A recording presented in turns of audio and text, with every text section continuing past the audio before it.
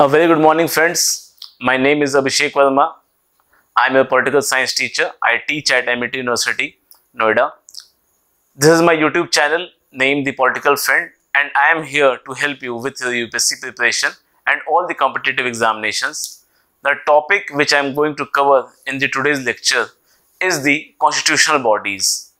What is the constitutional bodies and how it is framed?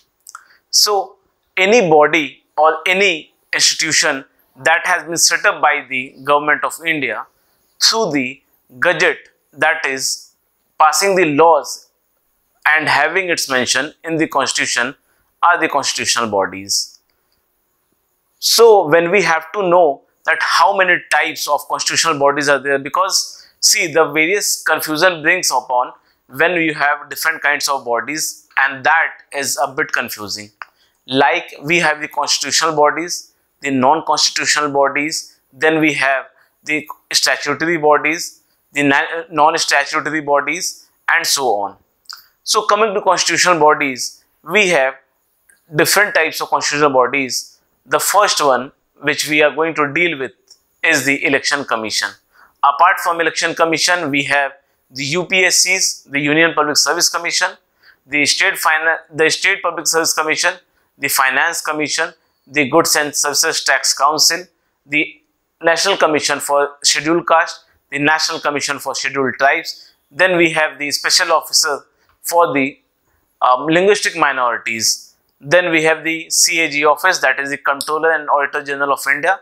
Then we have the Attorney General and the Advocates General of India. So these are the various kinds of constitutional bodies that has been given by the Constitution of India. Coming to the Election Commission of India, the basic and the foremost constitutional body, Election Commission of India, a name that is very familiar for us. And why it is so familiar? Because at a gap of 5 years, every time we have an election, the election of the parliamentary seats, that is for Lok Sabha, or for the MLAs in the respective states, or we also have the elections of the president.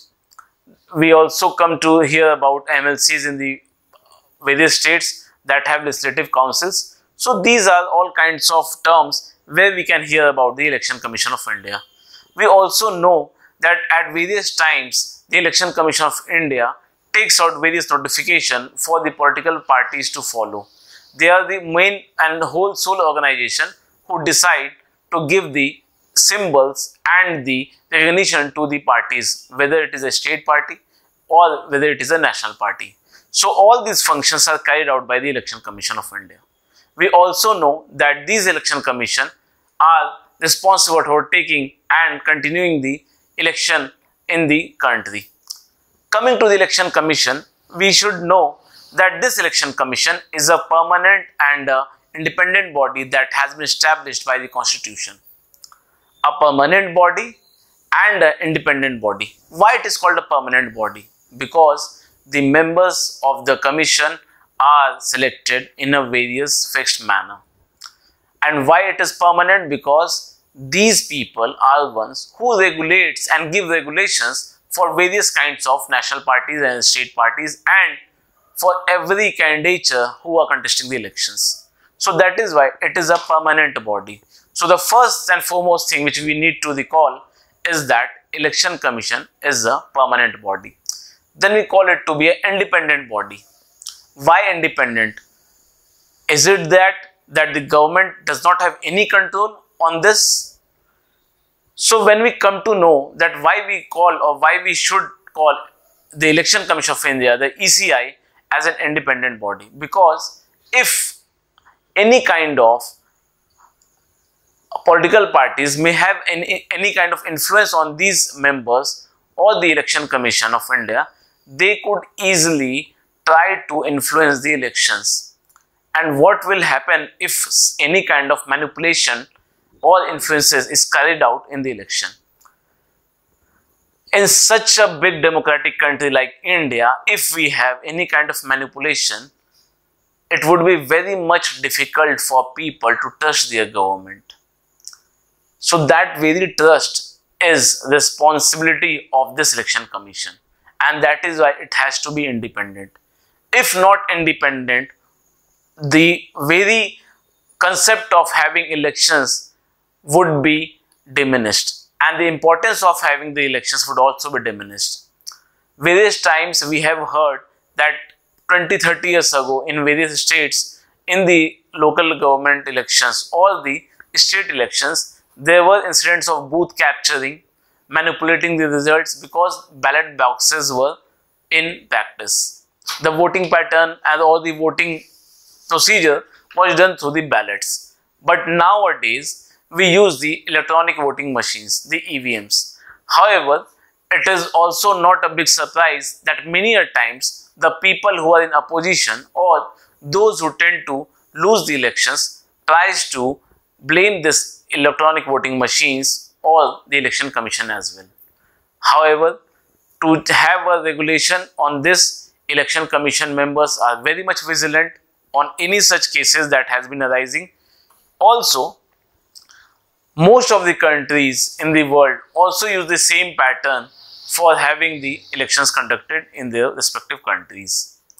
So, the first and foremost thing about election commission is that the election commission of India is a permanent body, it is an independent body, and it is a constitutional body that has been framed by the constitution.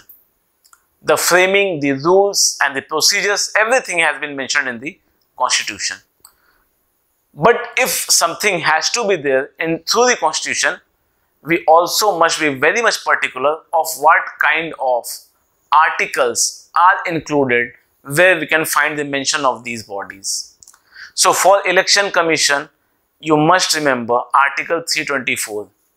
Article 324 of the Indian Constitution provides the power of superintendence, direction and control that has the power for state legislatures, the office of the President of India and the office of Vice President of India shall be vested in the election commission.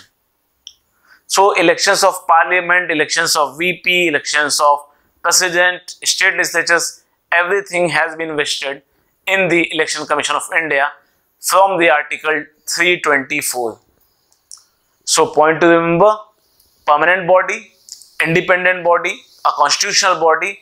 Article 324 gives the election commission of India all the rights to conduct the elections and make the rules and regulations for that. Election commission is an all India body. So it is not that if Delhi is our center, so the election commission of India is in Delhi only.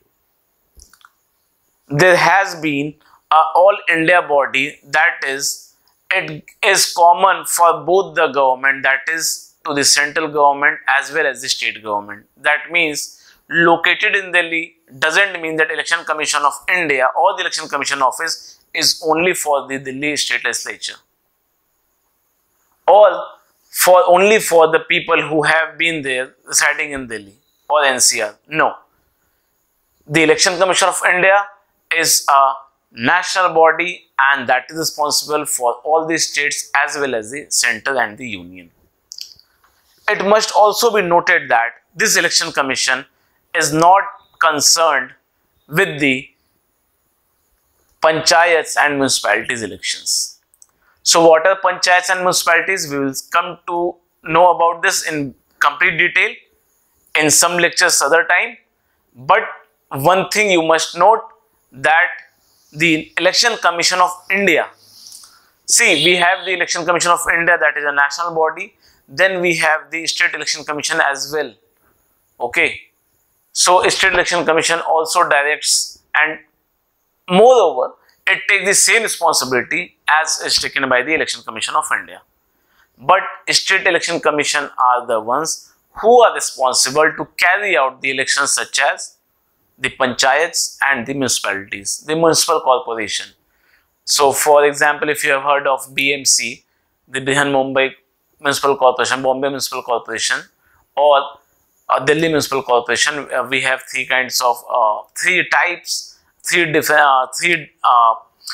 different zones divided in Delhi. That is South Delhi Municipal Corporation, North Delhi Municipal Corporation. So all the elections are taken by the State Election Commission.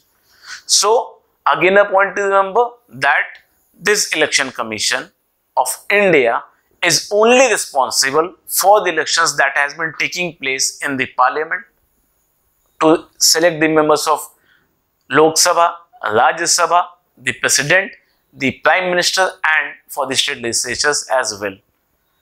And for the state election commission, the only election which is concerned is of the panchayats and the municipal corporation or the municipalities. Now moving ahead. So I guess that the points which we need to remember could be recalled by you. First point, that Election Commission of India is a permanent body. Second point, it is an independent body. Third point, Article 324 gives the power to Election Commission of India to conduct the elections of the parliament, state legislatures, president and the vice president. And fifth point, that Election Commission of India is only responsible for the elections of MPs and MLAs and not the municipal corporation or the local panchayats. These are local government bodies and these are given, or the power vested to take elections is with the State Election Commission for municipalities and panchayats. Now moving ahead, the composition. How many members are there in the Election Commission of India and how these members are elected or these members are chosen. So a very responsible position, and it is very important to know that what is the composition of the Election Commission of India. Also very important concept, that how these members are selected. Can I be a member of Election Commission? Can you be a member of Election Commission? That we need to know. So Article 324 of the Indian Constitution has made the following provisions with regard to the election or the composition of the Election Commission. The first of all and the major position is with the Chief Election Commissioner. The Election Commission says that the Chief Election Commissioner should be there and such a number of other election commissioners should be there. The President should fix it from time to time. That is, in the composition we need to know that there must be a Chief Election Commissioner. One CEC, Chief Election Commissioner, one post. And other members who should assist the Chief Election Commissioner, and that members, the numbers of those members should be decided by the President. So the President, if want to change the composition of the Election Commission, he has got the power. The appointment of the Chief Election Commissioner and other election commissioners shall be made by the President. So who is responsible to appoint these members of Election Commission? So the Chief Election Commissioner, the CEC, as well as the other election commissioners, they are appointed by the President. When any other election commissioner is so appointed, the Chief Election Commissioner shall act as the chairman of the Election Commission. So suppose we have 5 members in the Election Commission of India. So the person who would be CEC, the Chief Election Commissioner, he would be the chairman of the Election Commission Council. And the 4 other members would also be there. They would be simply called election commissioners. So we have a Chief Election Commissioner and 4 election commissioners. And that Chief Election Commissioner would be the chairman of the Election Commission Council. Moving ahead, the conditions and service and tenure of the office of election commissioners and the regional commissioners shall be determined by the President. The conditions of service and tenure. Suppose we have a Chief Election Commissioner sitting at Election Commission of India in Delhi.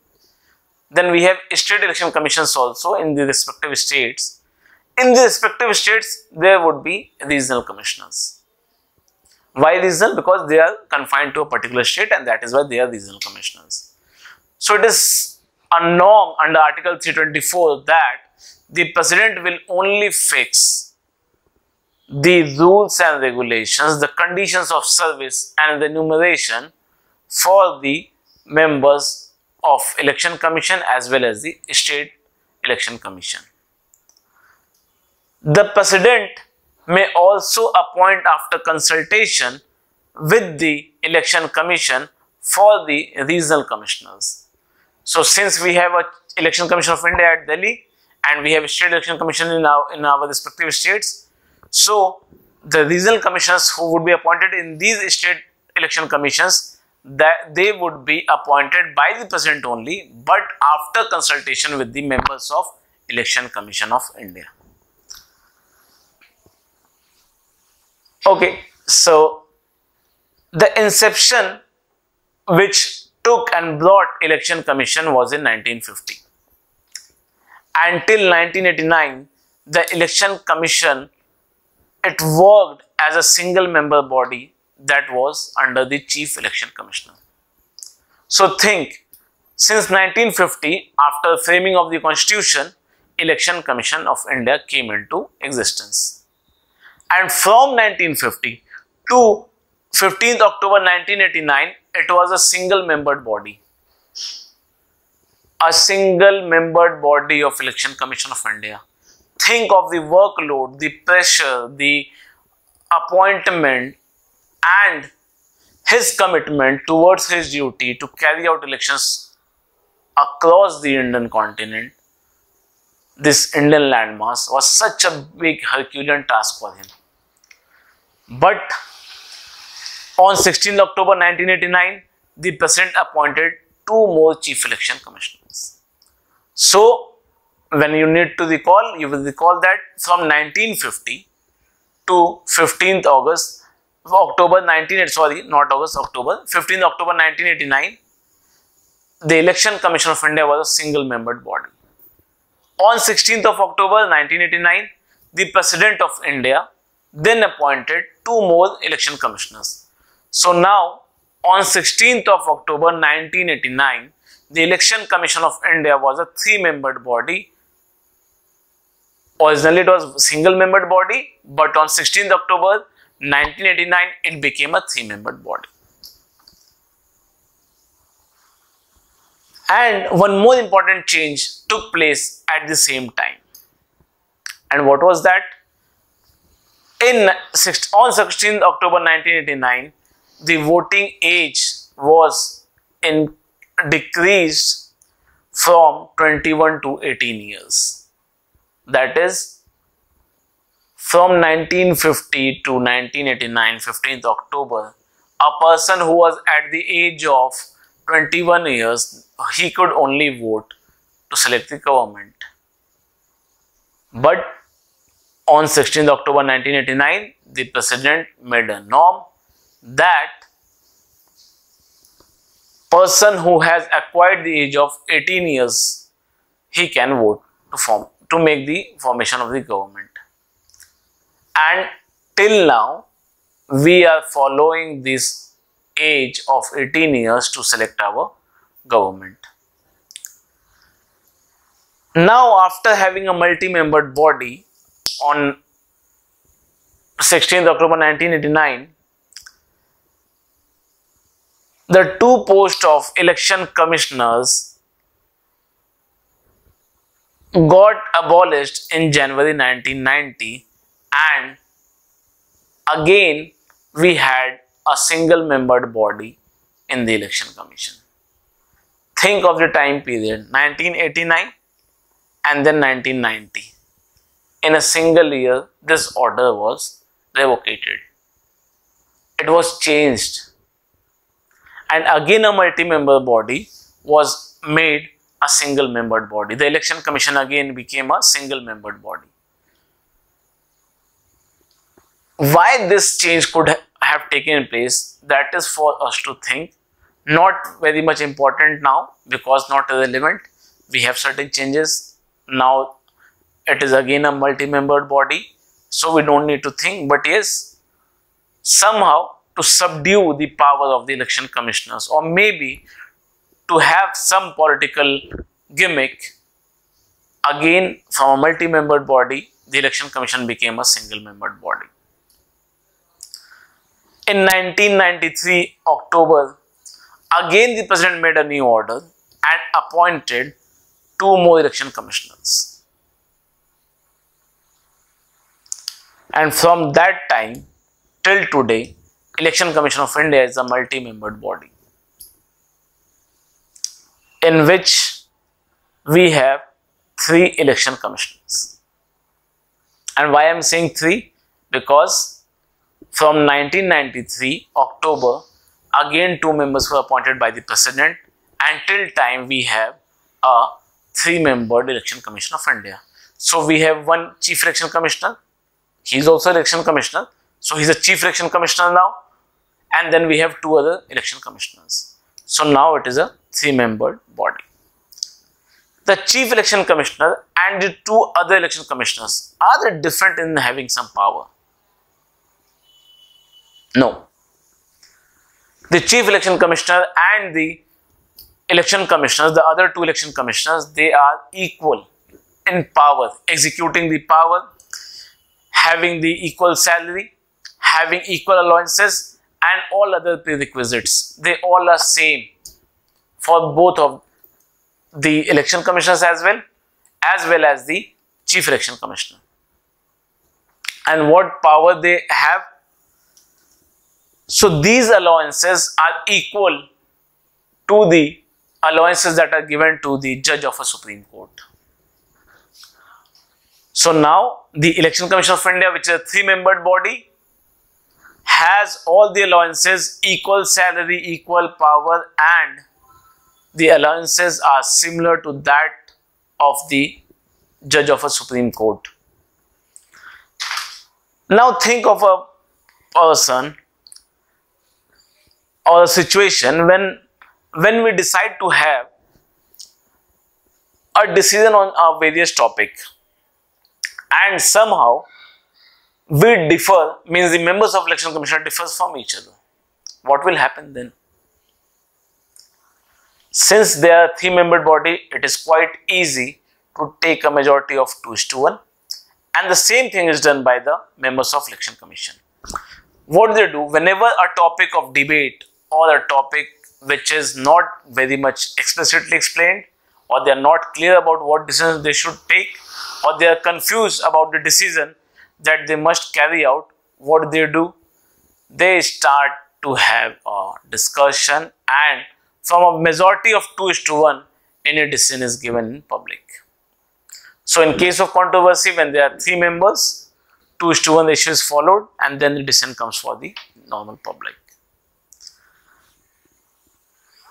The office which is held by these election commissioners are for a term of 6 years, or until they attain the age of 65 years, whichever is earlier. So if a member have become an election commissioner, they could only be the election commissioner till the time of 6 years, or if they are senior in age, they could be in their position until unless they attain the age of 65 years. So this point should also be noted.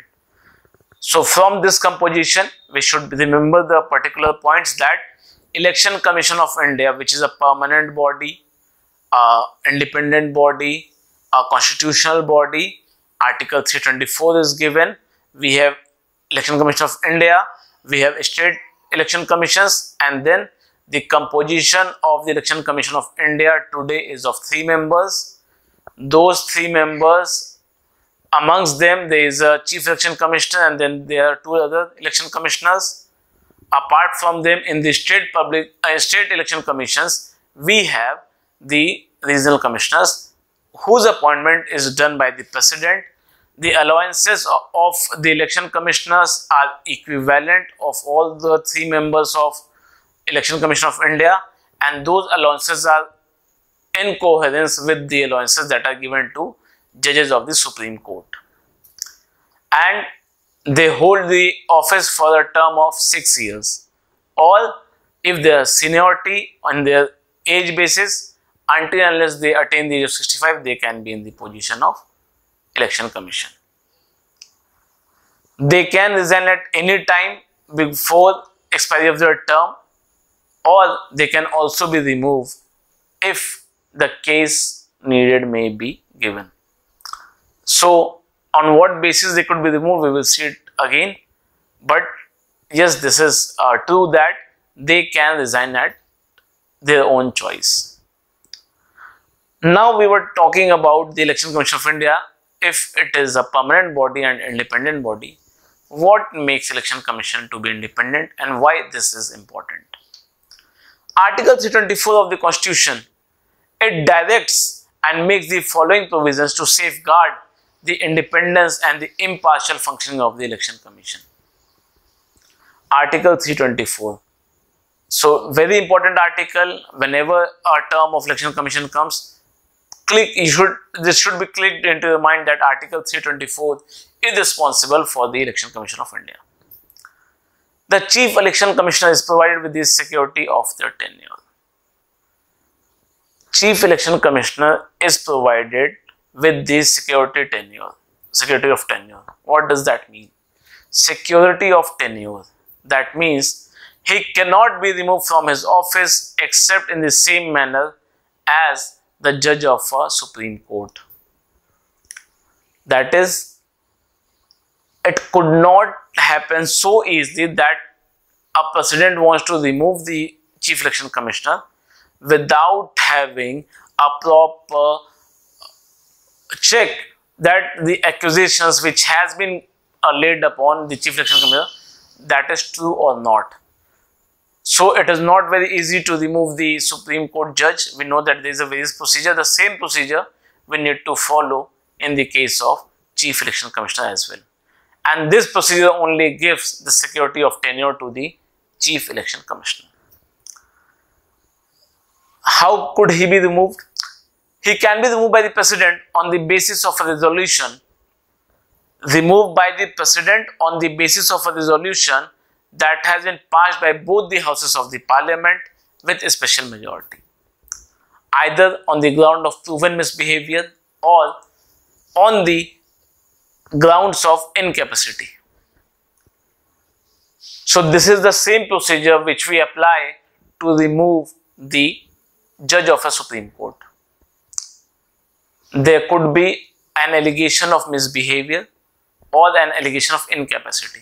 By incapacity, we means that the decisions which has been taken by the Chief Election Commissioner, that does not hold the very sanctity of the Constitution. That is, some of the clauses of a decision may be violating the constitutional provisions. In that case, we can say that the Chief Election Commissioner is incapable of making the correct decisions, and or he has done a proven misbehavior. On that basis, President can remove that Chief Election Commissioner, but first of all, a resolution will be passed in any of the houses. Then it has to pass from a special majority. Then it will go to the second house. There also the accusation would be approved by the 2/3 majority, the special majority, and then only the President can remove the Chief Election Commissioner. So that big lengthy process gives a security of tenure to the Chief Election Commissioner. Now, this post is not the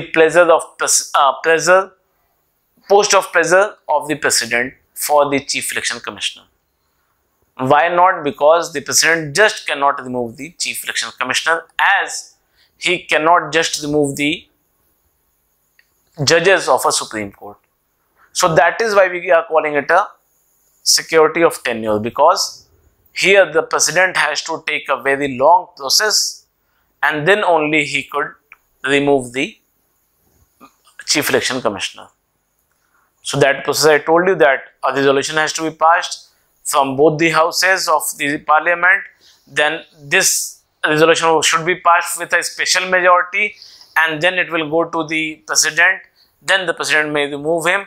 But in that case, the Chief Election Commissioner or the judge of the Supreme Court should be found guilty of proven misbehavior or incapacity. So this post is not the post of pleasure for the President. Though the Chief Election Commissioner is appointed by the President, the judges of the Supreme Court are appointed by the President. So it is very clear as of now that the post of Chief Election Commissioner is not the post of pleasure of the President. Now, coming to the important topic, that is it the post given to the Chief Election Commissioner flawless? I mean that is the Constitution has done enough about the post of Chief of Election Commissioner? And the answer is a no, because the Constitution has some flaws regarding the post of Chief Election Commissioner. Now I would like to tell you those shortcomings that has been there in the Constitution. The Chief of Election Commissioner, don't you think that the post of Chief of Election Commissioner should have some prerequisite educational qualification mentioned for their appointment? And that is the first flaw which is there in the Constitution. We don't have a particular educational qualification prescribed for such important constitutional posts.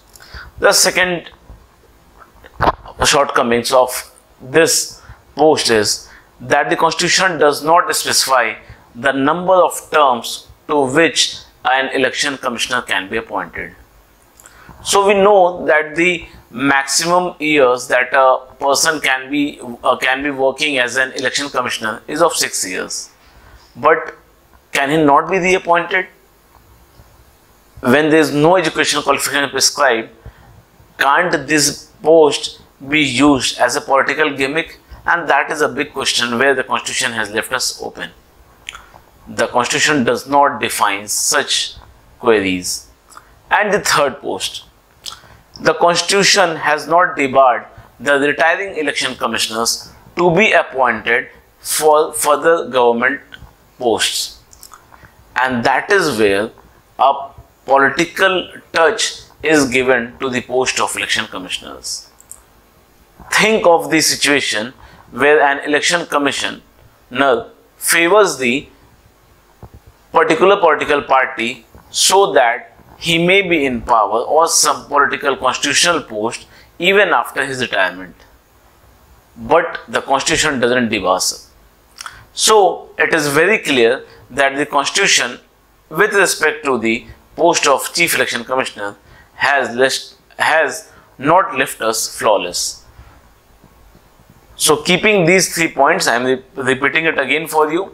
The first point is that the educational qualification for a person being appointed as Chief Election Commissioner has not been defined by the Constitution. That is the first flaw. The second one, that the number of terms has not been defined as per which an election commissioner can be repeated for such post. And the third one, that after the age of 65, even such election commissioners could be appointed at some government post where a political touch can be given to this post in favor of the things that can be managed during the elections. So this is the point where the Constitution also does not leave us flawless. And I would like to remind you, every one of you, that this question is a very important question that could be coming in any time in the UPSC mains examination. What are the shortcomings of Constitution where it has left us open to certain dynamics which has not been completely defined? So the post of Chief Election Commissioner is one of such area where we need to have the correct focus about what shortcomings are already there by the Constitution. Now, coming to the most important aspect of having such responsible position, that is having the roles and functions of the Election Commission. So, as I have already told you, as I have already discussed, that the primary role of Election Commission is to conduct the elections. But are the Election Commission members confined to conducting elections only?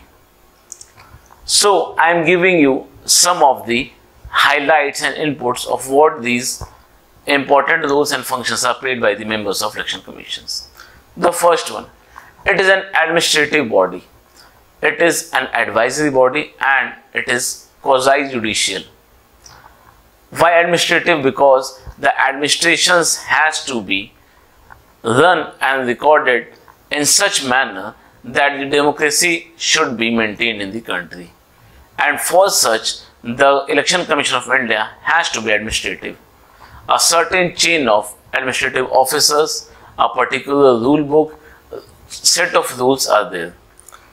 I would like also to request you all guys to read the Representation of People's Act 1951, on which the basis of conducting these elections took place.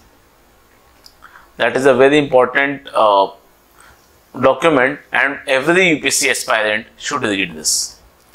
Now coming to the advisory part of the Election Commission. It advises the members of the political parties not to make such kind of statements or give certain advices to the members contesting the elections that could harm the harmony of the society. So it is often in news that during a particular election, if some inflammatory speech is given by some of the political party members, then he or me is debarred for contesting the elections, or he may be debarred from making an advertisement for himself for a banning of 1 or 2 days in the advertisement process. So these all things are very common in news these days.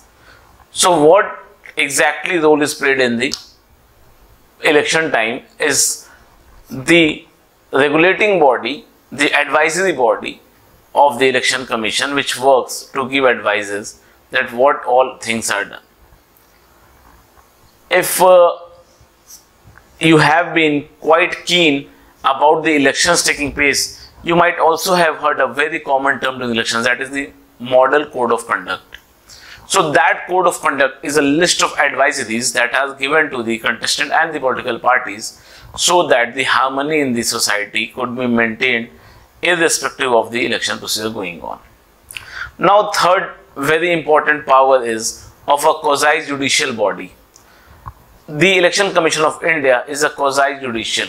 By quasi-judicial means that it is a form of judiciary, or it works as a intermediary of judiciary, and it can give its own orders as well and the punishments as well. So as I said, the Election Commission of India regulates certain types of advices for the contestant and the political parties, and if anyone violates these kind of laws, they are punished according to the norms as set by the Election Commission of India.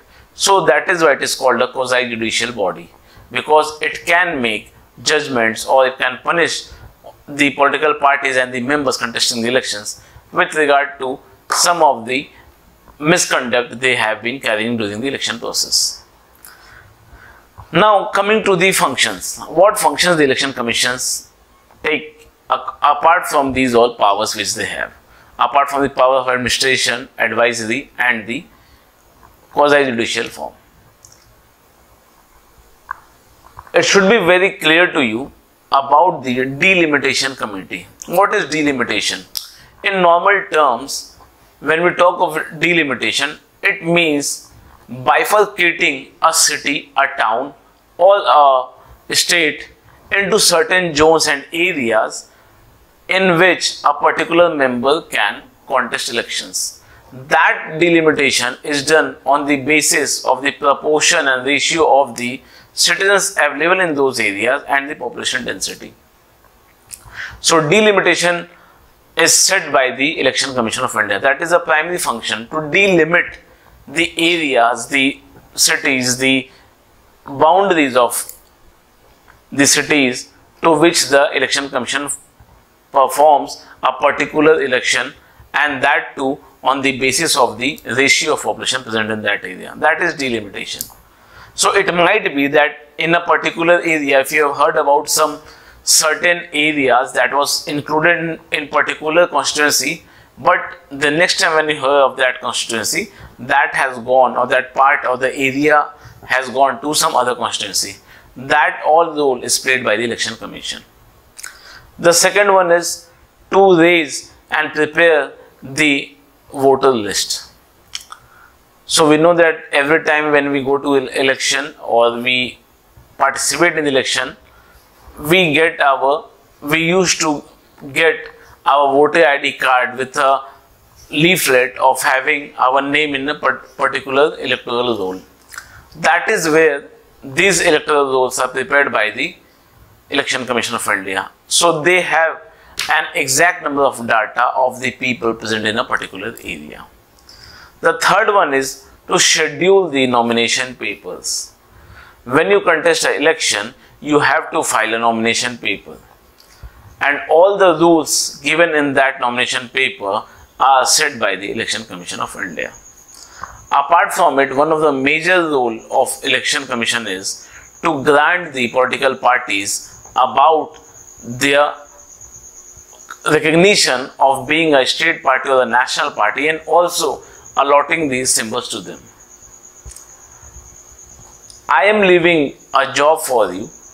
Please have some research and find the number of national parties in India and what their symbols are with the party chiefs. I guess many of you would be knowing, but if not, please have a look how many national parties are there in India and what is the criteria of electing a particular political party to be a state party or to be a national party. Moving ahead, as I already said, that the Election Commission of India gives the code of conduct, the model code of conduct during the election period.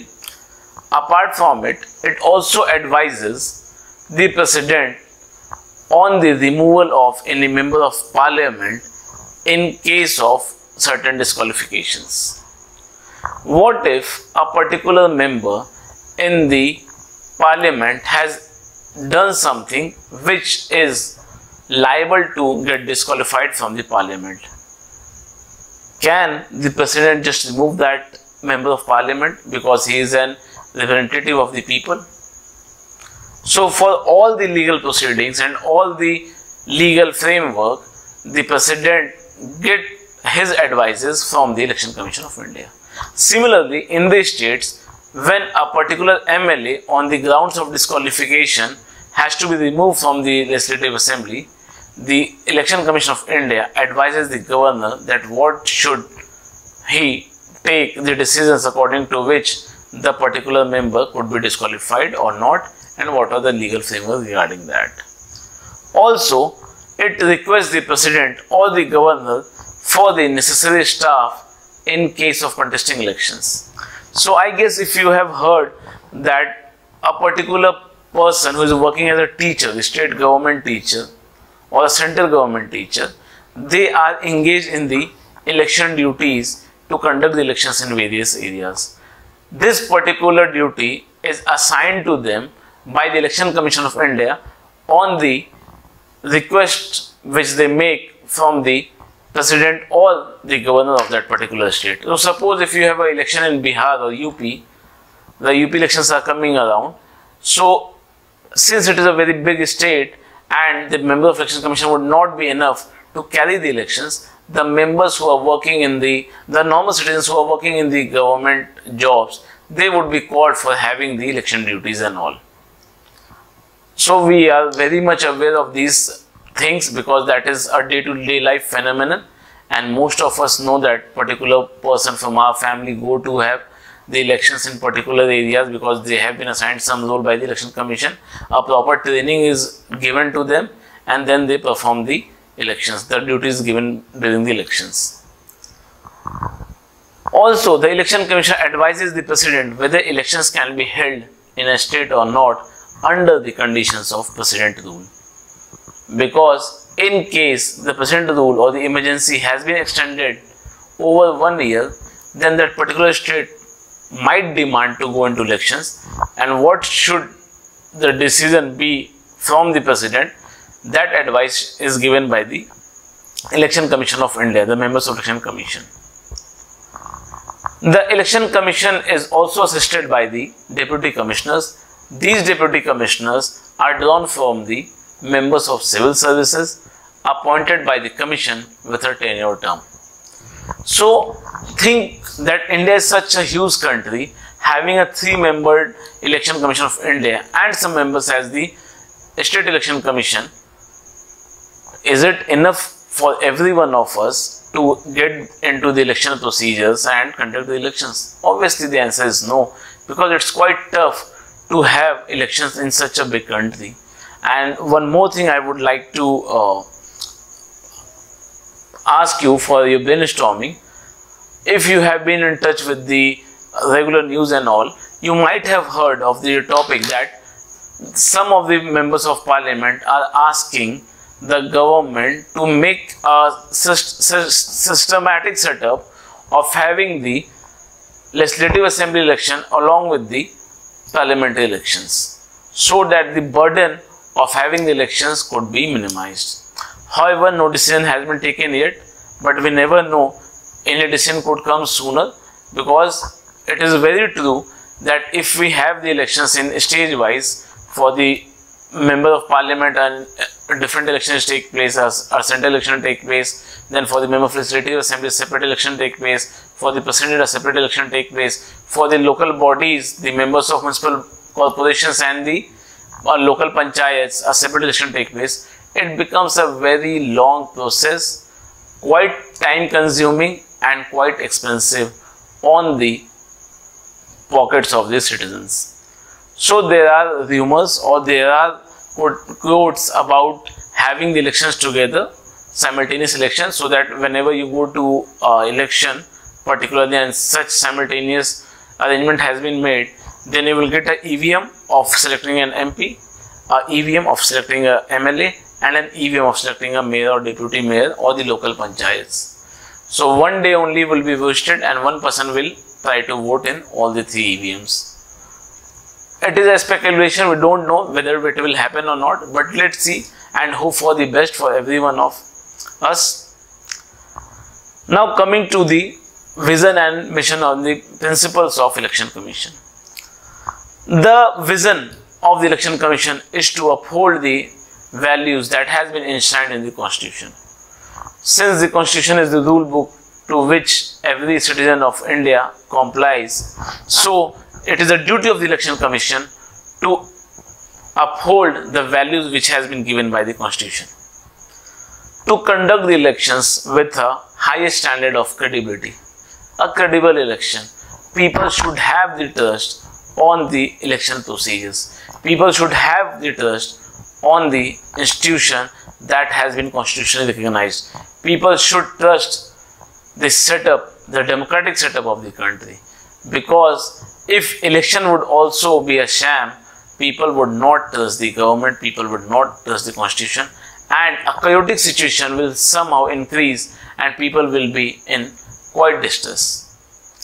To promote and aware about the electoral process, we have seen that certain times the district magistrates, they try to have certain types of advertisements and also convince people to go and regular vote whenever the election takes place. Why is so?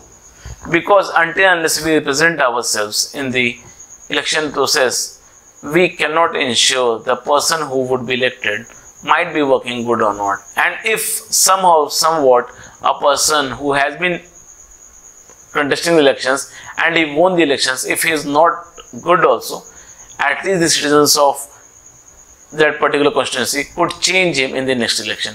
So that is why it is very much important that the people should go and vote for every elections. That is very much important. We should practice our voting rights.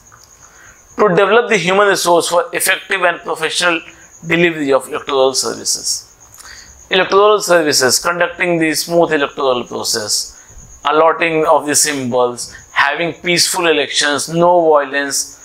You know that Bengal elections was full of violence, and we could see the news of violence in some parts or the other while the elections, because the incumbent party of TMC, they were contesting hard with the national party of BJP, and we know that what happened and how much bloodshed we could hear every time in the news. Now the last principle, to contribute towards the reinforcement of democratic values. As I said, that the people should trust their government, their democracy, the institutions, and they should have a firm belief that this process would be full of credibility. People will ensure their trust in the system, and the system will give back the needful to the citizens. That was all from my side for the Election Commission of India. I hope you would like the video.